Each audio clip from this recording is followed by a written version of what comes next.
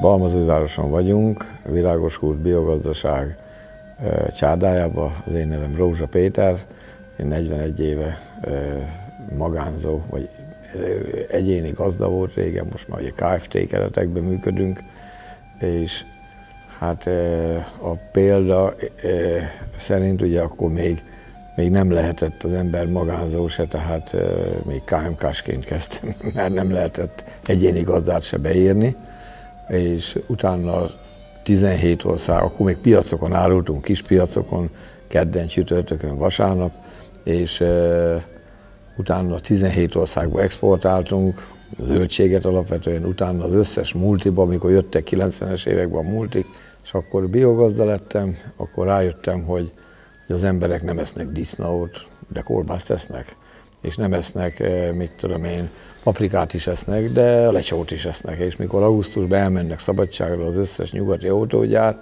elküldik őket egy hónapra, amikor a legtöbb paprika és legfeljebb nem kell senkinek, és lemegy az ára a bányászbék alá, és akkor elkezdtünk különböző üzemeket létesíteni. Van egy kis vágóhídunk, kis húsüzemünk, ahol a saját állatainkat kint neveljük, ugye a mindenféle állatot, a szamától a bivaig, magyar tarka, szürke marha, racka, mongolic, hát többnyire őshonos állatokat, baromfiakat, 86 óta vannak méhelyeink, és a minőséghez az is fontos, hogy szép nagy görögdínyék legyenek, vagy ízletes legyen a paradicsom, vagy a paprika, az attól függ, hogy mennyi mag van benne, és milyen a megporzás. Tehát a méhek kiemelt szerepe van, és akkor vannak ugye a friss zöldségek, amit ma már a fiam csinál, friss zöldségekből, amikor mondjuk több terem, mint amit az a közösség, ahol mi dolgozunk, az megvásárol, akkor abból lehet csinálni padlizsánkrémet, zakuszkát, különböző konzerveket. Van már most 200 almafánk, 200 féle régi fajta, ezeknek egy része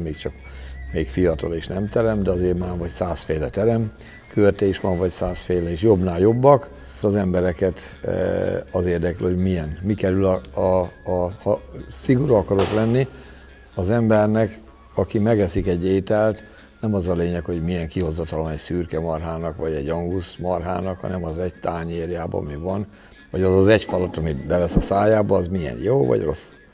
És akkor innen kell visszafele nézni, hogy jó dolgokat kell csinálni, ezeket lehetőleg minél rövidebb úgymond úton jusson el, tehát minden héten ugyanazt csináljuk. Hétfőn levágjuk az állatot, kedden esetleg még vágunk, ha kell, és szerdán, csütörtökön feldolgozzuk, pénteken, szombaton meg eladjuk. És akkor persze van, amiből kolbászt csinálunk, az majd akkor adjuk el, mikor megérik. Tehát érlelt dolgok is vannak, hát mindenféle, ami kikerül egy állatból. Ugyanígy vannak a növényekből. És ugyanígy vannak például a tejekből is, hogy azok is pénteken lehet venni friss tejet, de hétfőn, kedden sajtot csinálunk belőle, aztán szerdán joghurtot, mit tudom én, milyen napokon be van oszva, azt meg a másik fiam csinálja, akkor meg gyártunk túrót és egyebeket, amiből megint az emberek ugye sokféle táplálékot esznek, nem esznek csak húst, vagy nem esznek csak paprikát, vagy gyümölcsöt, hanem esznek vegyesen mindenfélét. És hát egy olyan közönséget sikerült kialakítanunk különböző piacokon, ugye az emberek ma meg vannak tévesztve, mert egyrészt van, aki nem érdekel ez a szektor, és megy a multiba, és ott mindent megkap, vigyáznak a gyerekre, az ember sörözik, vagy éppen máshova megy, vagy ócska piacot néz, ugye Debrecenben, Miskolcon is vannak ilyenekben, gondolom másútt is, a mama meg költi a pénzét, vagy szépítkezik, és el lehet tölteni egy fél napot egy szupermarketbe, de a mi közönségünk nem ilyen. A mi közönségünk az valami minőséget keres, ami belső minőség, ami valami jó. Nekünk 500 termékünk van, és mikor elkezd így meghallja, akkor hú, hát ez hogy lehet ezt koordinálni? Hát mindig azt csináljuk, ami van. Tehát tavasszal érik a szamóca, akkor azt rakjuk be, utána érik a fekete ribizli, vagy a piros ribizli, akkor mikor annak, akkor leszedjük, azt berakjuk, abból lesz a szőr. Málna mondjuk van, ami folyamatosan érik, mikor a megy érik, akkor abból lesz. Vagy frissen megvehetik, vagy pedig lesz belőle szőr, vagy befőtt, és így lesz jó a termék. És ezt kéne az embereknek is keresni, és a multik maguk módján megtévesztik, hogy milyen kiváló a minőség, hogy ezt hirdesztelik, meg jó az ár, ahhoz képest hitvány a minőség, és rossz az ár is, mert mikor 50% víz van már még a csülökbe is, vagy a szalonnába, tehát vesz egy császár szalonnát mondjuk akármilyen üzletbe, annak fele víz. És akkor ahhoz képest rohadt drága, mert a víznek literje 50 fillér. Még a városi víz is, pedig az is drága. De hát mégis olcsóbb. A szalonna meg mondjuk 2000 forint, mondtam egy számot, egy császár szalonna, mert nem olcsó az se. De hát akkor a miénk, ami mondjuk 3000, de az szalonnából van, és még megfüstöljük még az apad, akkor a miénk jóval olcsóbb, pedig másfélszer annyiba kerül. Tehát egy kis matematika óra is van, és a vásárlóink erre rájöttek, sőt ők maguk mondják el, hogy hiába többet adnak ki 1 kilóért, de mégis kevesebbe kerül. Egyrésztről, mert tudatosan vásárolnak, tehát egy héten egyszer vagyunk a piacon, akkor végig kell gondolja, aki ott vásárol, hogy igen, mit főzök máma, hónap után jövő hét péntekig. És azt veszek meg. Hát ha valami nincs, akkor valami mással kell pótolni.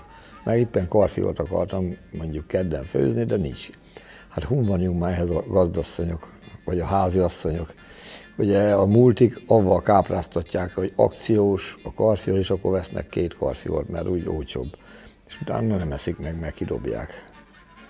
És az élelmiszereknek egy jelentős része kikerül a kukákba, de egy szemnek se szabad neki kerülni. Egy gazdaságban mindent megesznek az állatok. Tehát ami hulladék van, a paprikacsomát megeszik a tyúkok, a padlizsánt, amit megsütünk, annak megeszik a disznók, ami megégett a szélén, mikor a sütésnél van, vagy a héját. Ételmaradék a konyháról megint megyen a disznóknak. Tehát mindent hasznosítottak ezelőtt, nem dobtak ki semmit, és nem gyártottak szemetet. Tehát egy kicsit gazdálkodik az ember az idejével, a pénzével, és ez lenne a cél. Ezek a tudatos vásárlók fognak idejönni nekünk. Van 3000 ilyen vásárlónk, akik most már akár interneten is rendelhetnek, van, akik minden héten vásárolnak, és van, aki csak 2 hetente, mert olyan az életvitele, meg van, aki alkalomszerűen, mikor eszébe jut. És ez egy közösség. Ott is vannak más termelők, akik másokat árulnak. Általában jóba vagyunk, még a konkurenciával is, mert hát egymás segítendő. Tehát fontos ezeknek az embereknek összeérni, és az is fontos, hogy hasonló gondolkodások legyenek. Tehát mondjuk egyszerűen aki csal, és mondjuk megveszi a fél disznót a nagy kertbe, és otthon házi kolbászt csinál, és a felesége rafiaszoknyába árulja a piacon, mint őstermelő, az nem ugyanaz, mint aki kínlódik a disznóval, otthon neveli, lucernával, meg mindenféle házi abrakokkal, meg 2-3 évig, mire elkészül egy mongolica hízó. Az ember elkezd az érzékei szerint egy kicsit élni, mondjuk az elmúlt 20 évben volt először, mikor ezt én így felfedeztem, ma meg már szinte az eszemet kevésbé használom, inkább az érzéseim alapján döntök. És ez jobban van így.